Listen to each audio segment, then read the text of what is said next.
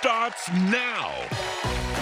You asked for it, so we're dishing out America's most wanted meals. The Chew Crew is coming to your rescue with exclusive knife tips you can't afford to miss. Michael's hanging out with the chefs from Instagram's best-kept secret, Trap Kitchen, and they're whipping up a fried chicken you can't miss. And it's a blueberry bonanza when Clinton and Carla head out on a fresh adventure. Look at these nimble fingers. And it's all going down right now on The Chew.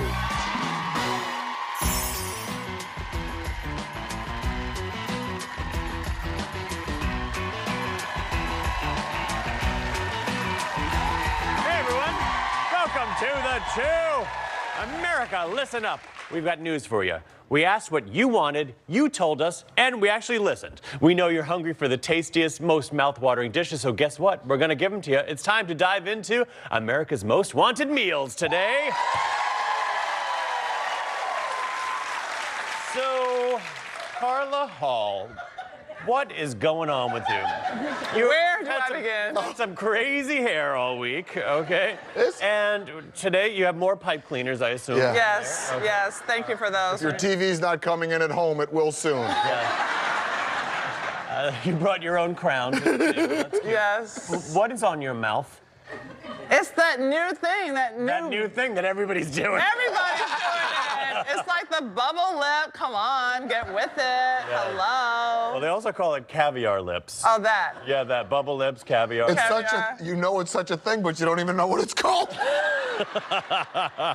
Carla, you're a victim of fashion.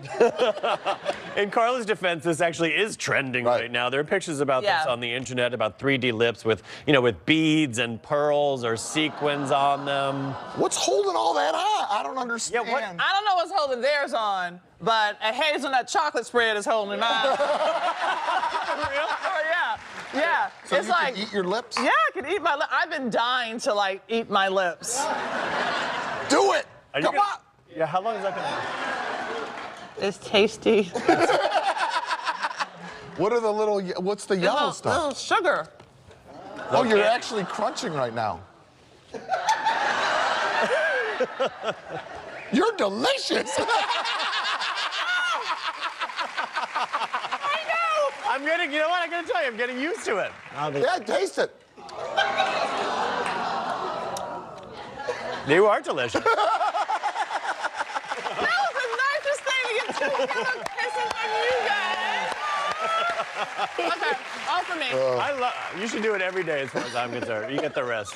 So cute. I just think it's, Clinton and I always know what kind of mood Carla's gonna be in, though, based on, like, it's almost like she gets into character in the morning. With the hair. The hair. Yeah. Like, if Carla's hair's crazy, Carla's gonna be crazy. If Carla's hair's kind of subdued, Carla's gonna be subdued. Yeah. Today you're going to be regal because you look like the Queen of England. Yeah. There you go.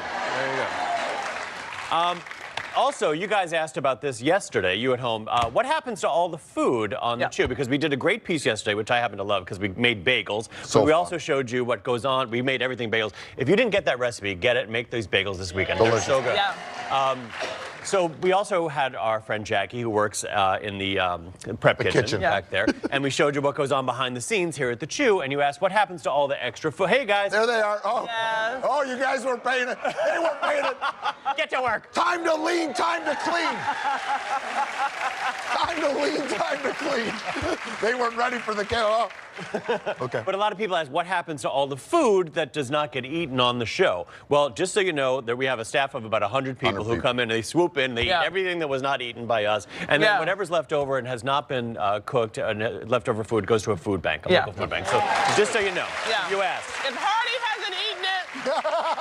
Yeah, we have a camera guy, Hardy, who's actually not here today, but he puts the hurt on most of the food. Yeah, he does. He does. It's not uncommon to see Hardy walking around with a pork chop in his hand. All right, so can I talk about the bagel thing? So I ate my weight in bagels yesterday, and I had all this energy from the bagel, and I was like, oh, well, I better go to spin class because I need to work off these bagels, right? But then I also got really tired after having the bagel. So I go home, I'm like, all right, I signed up for the spin class. I paid for it in advance, $40. So I was like, I'm going to take this spin class. That's how much those things cost. Oh, my God, I know. Oh, no wonder I'm not in shape. Super. Super high tech, you know, it's all like, you know, connected to your computer, to your app and all that stuff. I go home and I'm like, I'm so tired from that bagel, right? So I fall asleep and then I wake up, I'm like, spin class starts in 5 minutes. I rifle through my drawers, I'm trying to find something to wear to spin class. Cannot find a thing, I'm behind in my laundry. Everything's dirty. I find an old t-shirt that's like got holes in it, it's ripped, it's like dingy, right? So I throw this on, I throw on a pair of flip-flops, I run down the block to spin class. And as I'm running down the block, this couple is going to me, oh, no te las pongas, no te las pongas, no te las pongas. I'm like, I don't know that language. I don't speak that language. No te las pongas, no te las. I'm like, I have no idea what you're saying to me, and I'm in a rush. And they take out their phone, they're like, can we take a picture? You know, they're like, I'm like, oh, no, te las pongas. I'm like, all right, I don't know these people. They're from another country. I'll never see this picture again. They take my picture, and then as I walk into spin class, I'm like, no te las pongas. I know what that means. That's what not to wear in Spanish. That picture is going to be everywhere. They are going to bring that picture home with them, and they're going to be, oh, yeah, you know the guy that says, like, you can't wear that? Look at him. Look at him. He looks like Nick Nolte on a bad day. All right, so, anyway, that happened because of the bagels yesterday. Speaking of tourists, if you were a tourist to the United States, you had never been to the United States before, never had American food, what do you think tourists want to eat most when they come to the U.S.? Hamburger. Hot dog. Hamburger, A corn dog. Oh my pizza. God, a corn dog. I want a corn dog. Corn dog is number one. Oh. Yes. Yes. I want one right now, and I live here. A very popular online platform asked people from other countries what they would want to eat. Corn dog was number one. Wow. Can you guess what else would be on the list? It's very Americana. I'm trying to think of Let's do it Americana Family Feud things. style. Barbecue. Barbecue is number 4. Yes, very good. Okay. Fried chicken. Fried chicken. Chicken and waffles? Yeah, that's That's number 8. Yeah. Okay. What's else Americana? The number 2 response made my heart swell with pride because the number 2 response was Thanksgiving dinner. Isn't that nice? Which is so I love Americana. to share Thanksgiving dinner with people. We should totally host a Thanksgiving dinner for people from other Yeah, countries. Other countries. we could show how food brings people together. I would That would love be it. fantastic. I would love it. Let's Oh, do we it. totally have to do that. I'm so in. All right, you know what else everyone in America always wants? A fun family flick, right? Especially when it's one of our favorite Disney movies of all time. So guess what? Everyone in our studio audience is getting an HD digital download of The Lion King. Just because. I like it. Have fun. It's a great movie. If you haven't seen it, it's awesome. I haven't seen it. I'm going to watch it. You should watch it. It's fantastic. It's really good. Those of you who thought it was going to be an action flick, you'll still like it too. You'll still like it. really We've good. got a fun-filled show coming up, and you're not going to want to miss a second. Carla and I went blueberry picking. We're going to tell you everything you need to know about the most important kitchen utensils, the knife, and we're joined by some special guests from LA's Trap Kitchen. So don't go away. We'll be back with more of America's Most Wanted Meals. Up America's Most Wanted Meals today on The Chew. Welcome back to The Chew. This summer, I had the honor and joy of visiting Clinton Kelly in Connecticut, and we went in search of America's most wanted berry, the blueberry. And things got a little competitive, of course, so check it out.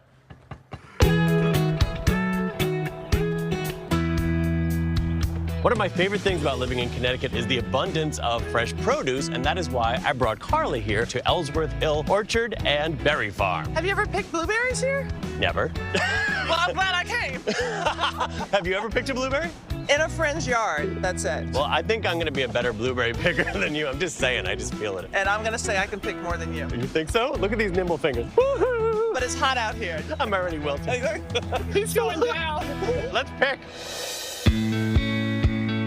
Hey, Mike. How are you? How you doing?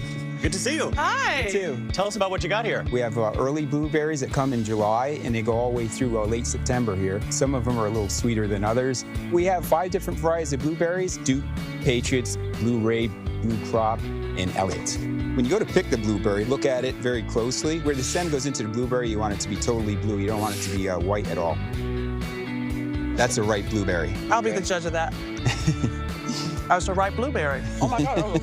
I'll leave you some containers here. You have both hands free, and you're able to pick at a Double pick. faster rate.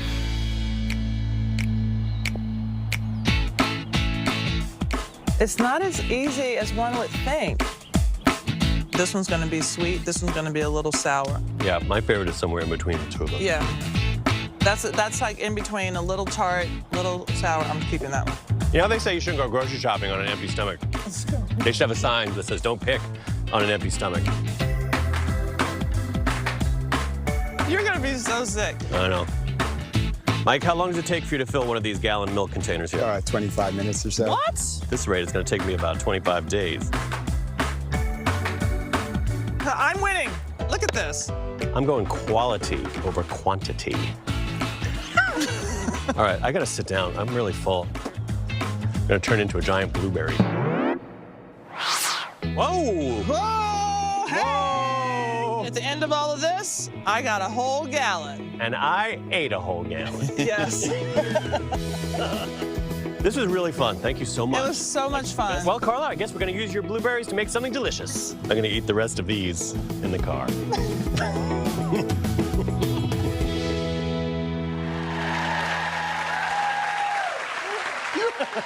You ate a gallon of blueberries. They were delicious.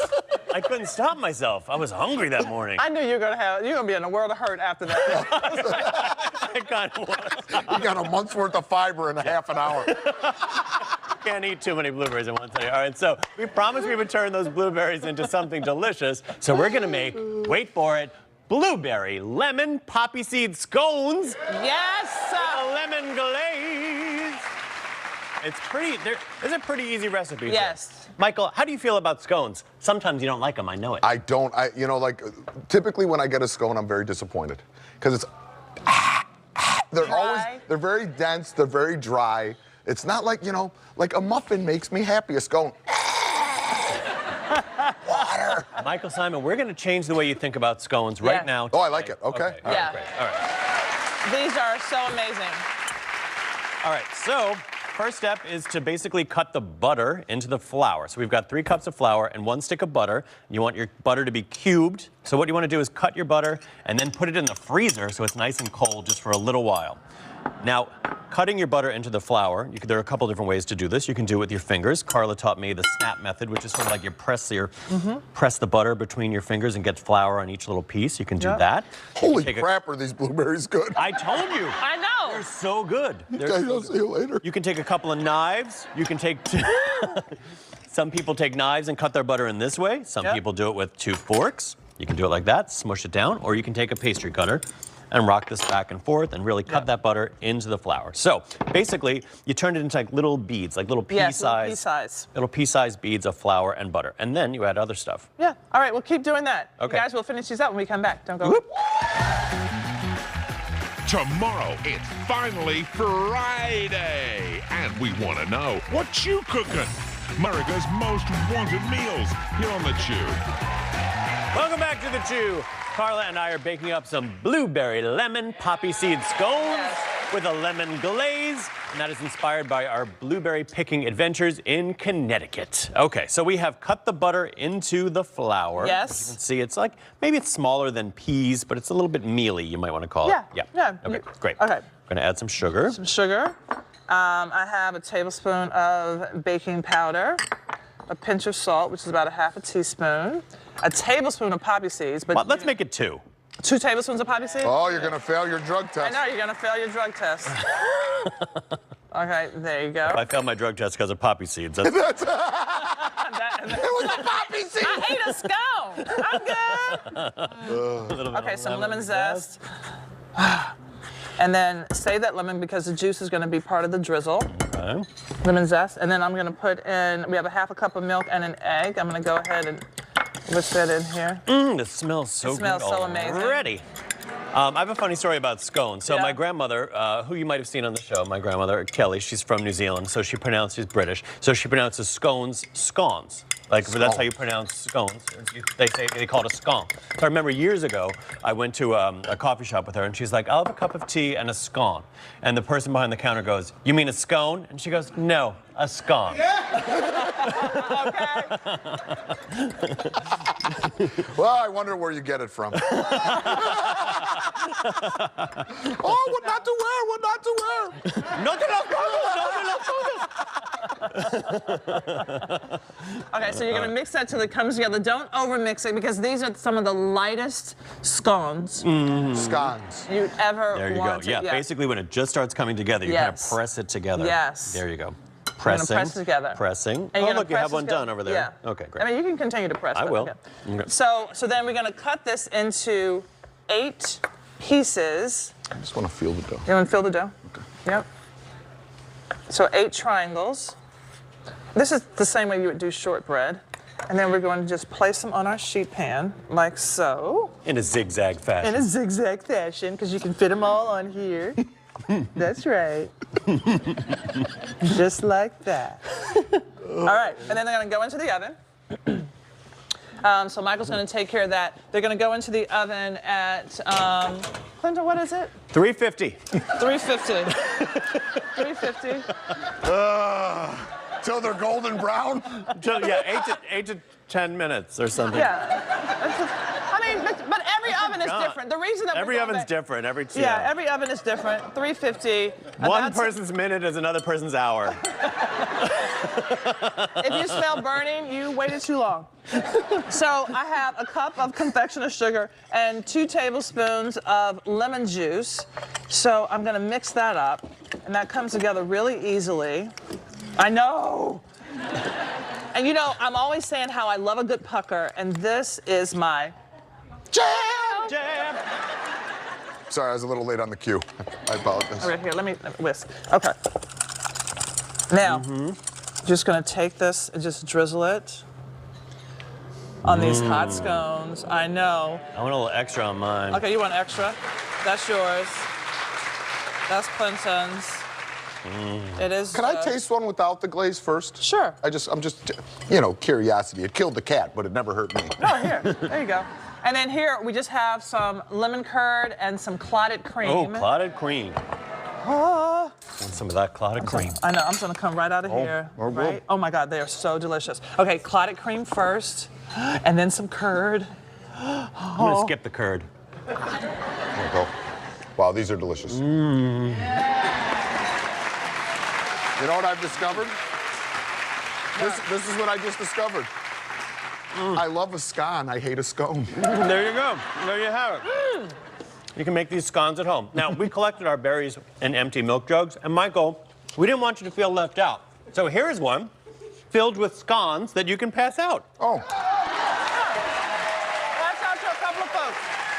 well, you don't want me to feel left out, so you put me to work. I understand. I'm going. Come on. All right. Oh, wait a minute. Have a We've got scone. scones for everybody. There you go. Let them eat scones.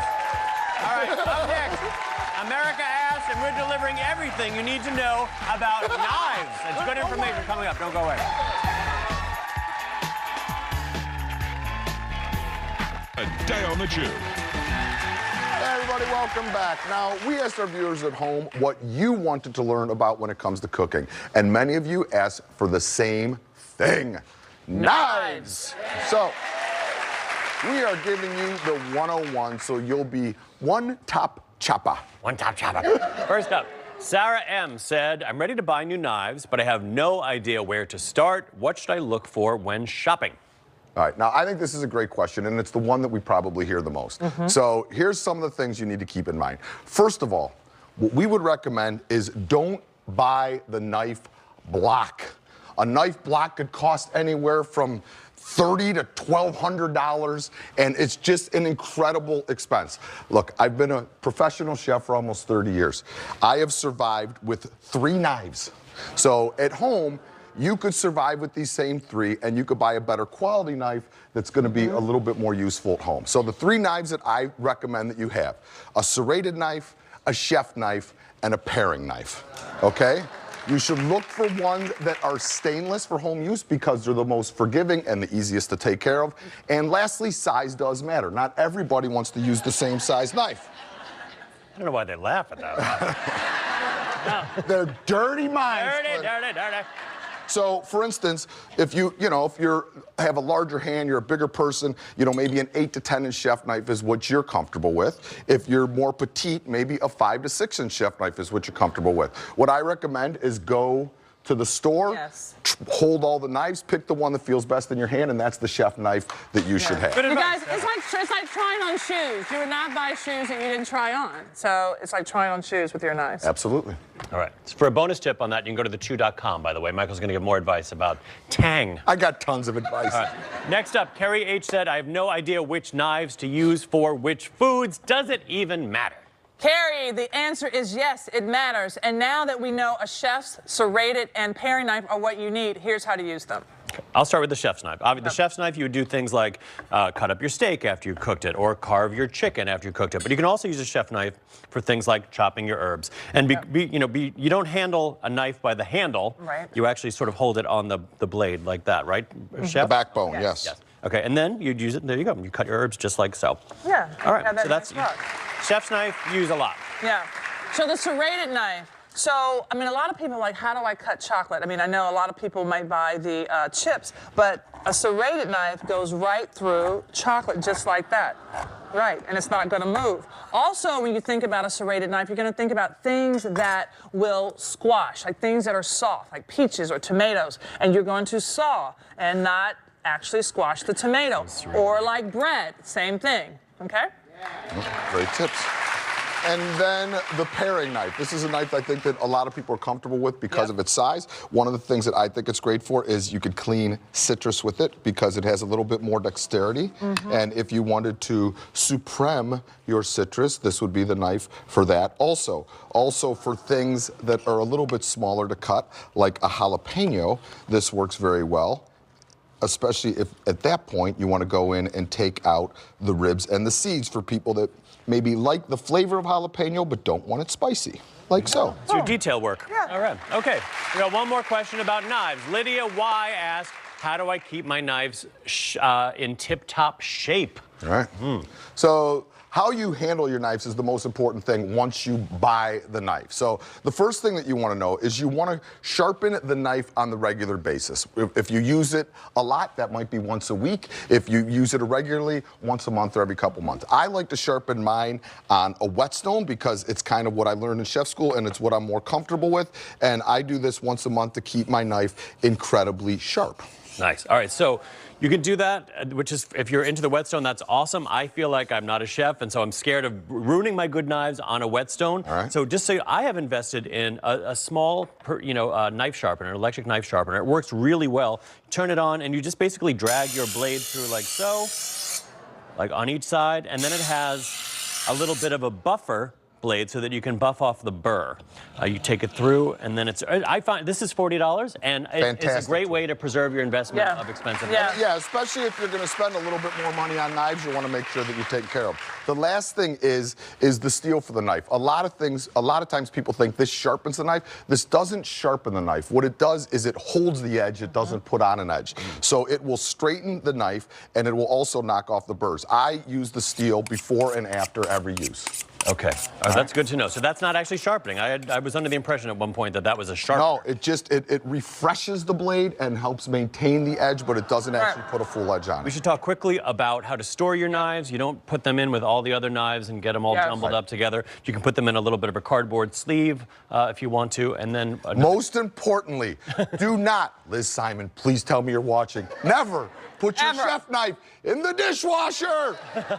Even your steak knives. No, it destroys the blade, it destroys the steel. It is incredibly damaged to something that you've made an investment in. Wash them by hand.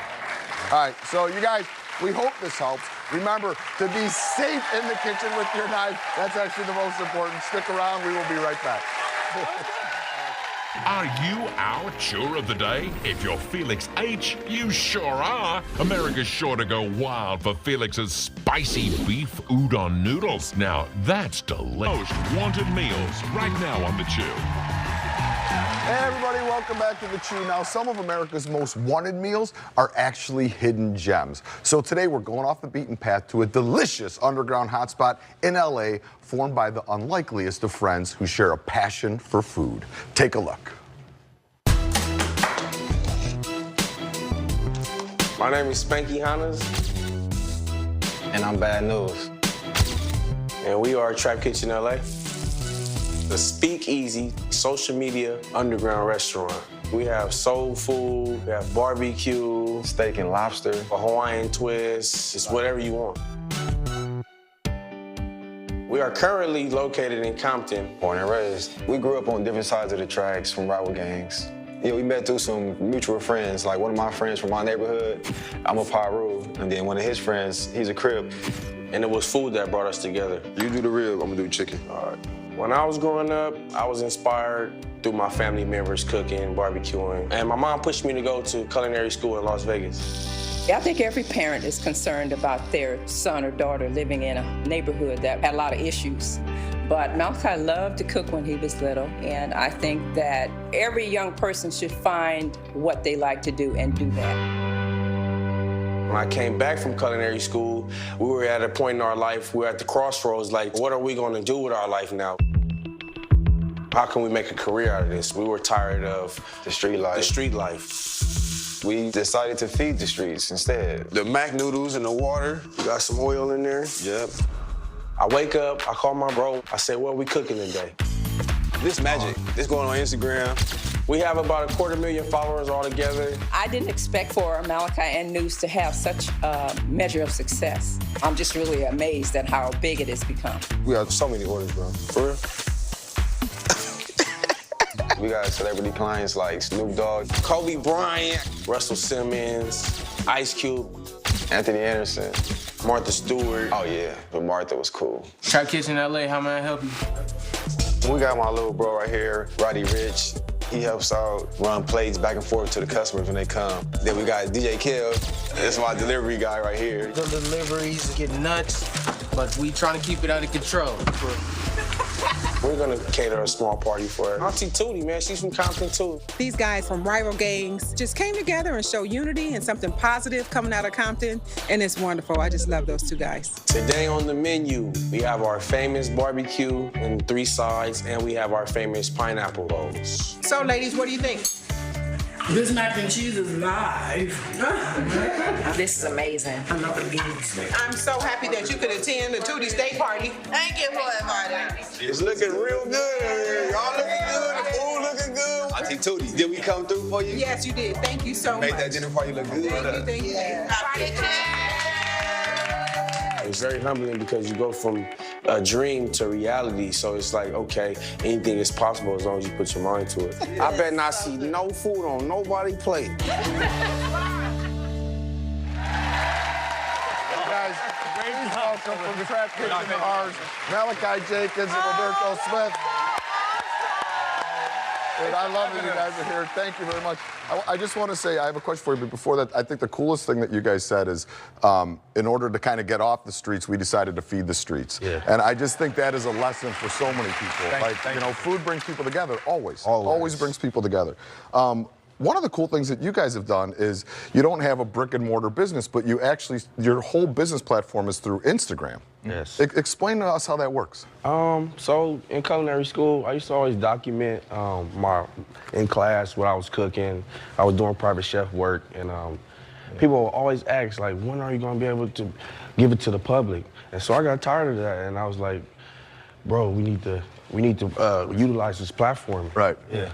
Well, you're smarter than all of us are. We don't know how to work that thing. But so essentially, you got it like a certified kitchen. You post what you make, people see it, and then that is like your menu for the day? Yes. Yeah. They come after that. You know what I'm saying? We post the menu in the morning. Around 11, 10, we start cooking. About 3 o'clock, they showing up. It's just all right, I love Wow. it. All right. So you guys, you stick around, cook with us for a little bit? Yeah. For sure. All right, we're gonna make some of their famous dishes when we come back. Stick around, guys. We're serving up America's most wanted meals today on The Chew. Hey everybody, welcome back to The Chew. We are back in the Chew Kitchen with Trap Kitchen chefs, Malachi and Roberto. They're about to show us one of their most requested recipes. You guys, what are we making? We're making trap chicken. Yeah. Trap chicken. I'm liking the way this looks. So I see chicken wings, I see yellow mustard, and a bunch of seasoning. What do you want us to do? Okay, so we're gonna take our Cajun seasoning, our chicken seasoning. Okay. We're gonna season our flour, All right, so this goes, what, mustard goes in first? No, last. Last, okay. So we're gonna season the flour. We're gonna season this first. Oh, okay. Right? So the seasoning goes in the flour. You gonna Got put it. all of it Take in a there, little, bro? take a all little of bit it of in that. there. Take a little bit of that cracked pepper too. All right. You do that, I'll do this. Malachi, I don't want to get in You trouble, ready? man. Come on. Okay. Yep. We ain't gonna be trouble. Let it fly. Let's do it. Yeah. Should we put some on here? Yeah. All right. So this seasoning, I wanna make sure I I get all tasted of it. It has like a little bit of celery seed and chilies and garlic and all that kind of good stuff. Mm-hmm. All right. Okay. Now you got to get physical. I'm ready. Bro, you wanna That's get my in here? specialty. You wanna get in here? Let me get in You here. get in. Come on. Messy, bro. Let's get messy, bro. Come on. We're just gonna take make a some of little this love. yellow mustard. Yellow mustard goes on top. See, I love that. I mean, because you have all that vinegar, you have like that spice, the But yellow if you want that, mustard seed. good crunch, Uh-huh. the trick. Oh. trick. Okay. Yeah, you got to Kind of get helps messy. everything stick. Okay, get in there. So we have all-purpose flour here, and then over here we have like the Chicken fry. Chicken fry. Yeah. So we mix So we're these gonna two mix that in together. there, too. All right. Yeah, we're gonna get a little messy. Ain't it? Get in there, Roberto. Yeah, come on, get in. You know what I'm saying? All right. So then chicken goes into the flour mix. Did you make a lot of these? Yes. Hey, wait, where's the towel? I need to towel you up. We don't have any towel. There we go. There we go. Bro, yeah, make sure. Bring in the towel. You gotta make sure you press down. All right, so you Get it. press that in. You gotta get it. And then what are all these bags for, guys? Oh, you got to shake and bake, man. Shake and bake. Oh, what? Shake and bake. Now, once you do the shake and bake, then it goes in the fryer. Yes. Are these guys, we have some that are already got some over there. good to Can go? we shake? I just feel like. Yeah.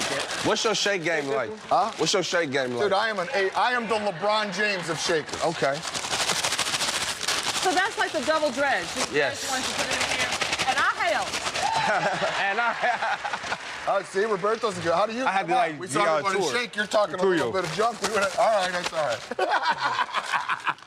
All right, Malachi. So then these go in Yeah. the fryer. I'm gonna drop that right in. And then what are we at, like 360 degrees-ish? 375. 375, all right. How many people a day are you guys feeding? Anywhere from like 35 to 70 people. That's not like a slow. Oh. That's not like a regular slow little day. Okay. Yeah, if we got like something like this chicken in the kitchen, it might be 75 to 100 people. And So, you're yeah, driving that food out, delivering it. Yes. Or you can come pick it up. Or you can pick it up. At a disclosed location. All over. Right. Right. But we saw you guys cater for Auntie Tootie. Yes. So have you catered any big jobs lately? Yes, we just recently did the summertime in the LBC festival. Yeah. Yeah, Yeah? it was real How many dope. people is that? 3,000. What? Yes. Took a whole week of prep. A whole week. Yeah, it did. Yes. All right, we're not shaking. going to tell anybody, but this is going in the fryer. Who's your favorite person you've ever cooked for? We're not going to tell them. Don't worry. Kobe Bryant. Kobe. Oh. Snoop Dogg. Snoop? We've had Snoop on the show. Snoop, you know I what? love Uncle Snoop. Snoop's my favorite person I've ever cooked with on the chew. Yeah. Yeah. We have something Uncle in Snoop, man. Uncle Snoop. man. So this is going to go in the fryer. Oh, it's going to yeah, get that looks delicious and good. crispy. They're going to show us one of their other favorite dishes when they get back. You guys need to stick around.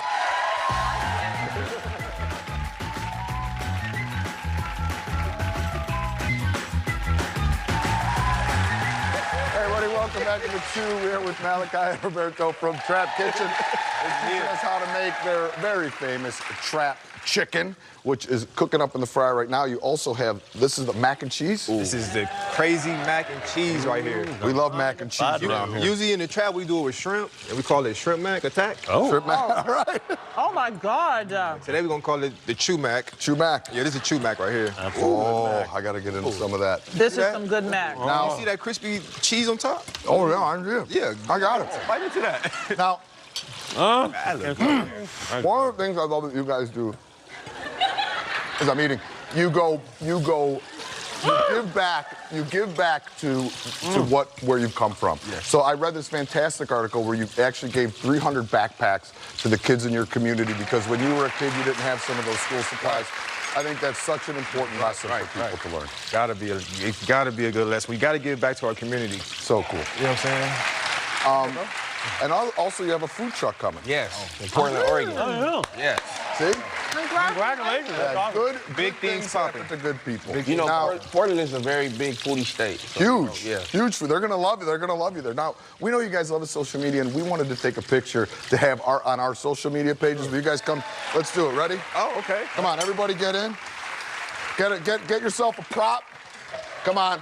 Malachi, I saw you with the fork in the back. Yeah, don't come. All right, ready? We got 10 seconds on the camera. Hit it. Whip it. Whip it. Whip it. You guys, thanks for coming. We're out of time. Thanks to Malachi and Roberta for stopping by. Come back tomorrow for What You Cookin' and for some fun with the co-anchors of GMA. Go to the2.com for all things Chew and have a fabulous day, everybody!